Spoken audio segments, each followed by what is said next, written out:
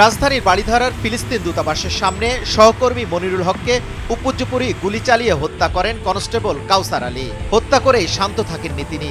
হত্যার পর ওই এলাকায় বন্দুক হাতে প্রায় আধা ঘন্টা তাণ্ডব চালিয়েছেন তিনি। এছাড়া মরদেহের পাশে দাঁড়িয়ে ধূমপানও করেন কাউসার।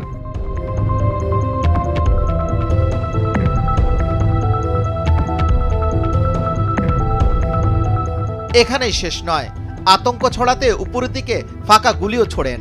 গুলির শব্দ শুনে আশপাশ থেকে সেখানে যাওয়া পুলিশ সদস্য এবং পথচারীদের লক্ষ্য করেও গুলি চালান কাউসার। কাউসারের এলোপাতারি গুলিতে গুরুতর আহত হন জাপান এম্বাসির কর্মরত ড্রাইভার সাজ্জাদ হোসেন। প্রত্যক্ষদর্শী MA সিফাত কুরাইশি বলেন, রাত 11:30টার দিকে ফিলিস্তিন দূতাবাসের একদম অদূরে একটি ভবন থেকে গুরুত্বপূর্ণ মিটিং শেষ করে তারা কয়েকজন বের হন।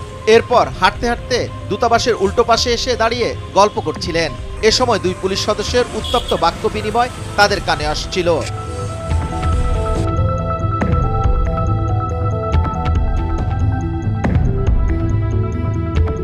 তিনি আরো জানান, হঠাৎ করে তাদের কানে গুলির আওয়াজ আসে।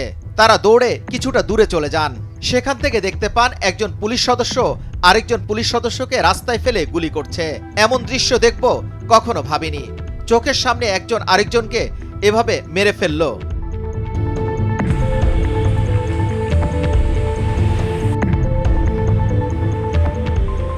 ডিএমপির অতিরিক্ত পুলিশ কমিশনার মহিউদ্দিন বলেন, দায়িত্ব পালনের সময় কনস্টেবল মনিরুল হকের সঙ্গে কনস্টেবল কাউসার আলীর তর্কাতর্কির ঘটনা ঘটে। তর্কাতর্কির এক পর্যায়ে কনস্টেবল কাউসার 8 থেকে 9 রাউন্ড গুলি ছোড়েন সহকর্মী মনিরুল হককে উদ্দেশ্য করে। তবে কি নিয়ে তর্ক সে বিষয়ে এখনো জানতে পারেনি পুলিশ।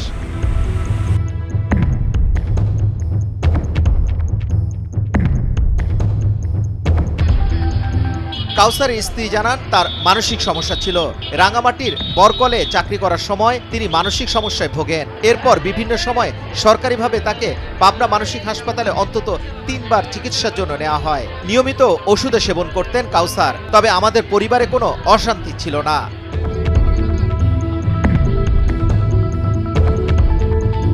নিহত মনিরুল হকের ভাই চাঞ্চল্যকর এই হত্যার ঘটনায় রাজধানীর গুলশান থানায় মামলা করেছেন। এই মামলায় পুলিশ সদস্য কাউসারকে গ্রেফতার দেখানো হয়েছে।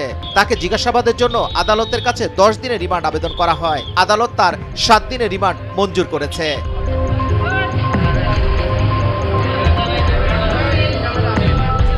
যুবরাজ ফয়সাল, ভোরের কাগজ, ঢাকা।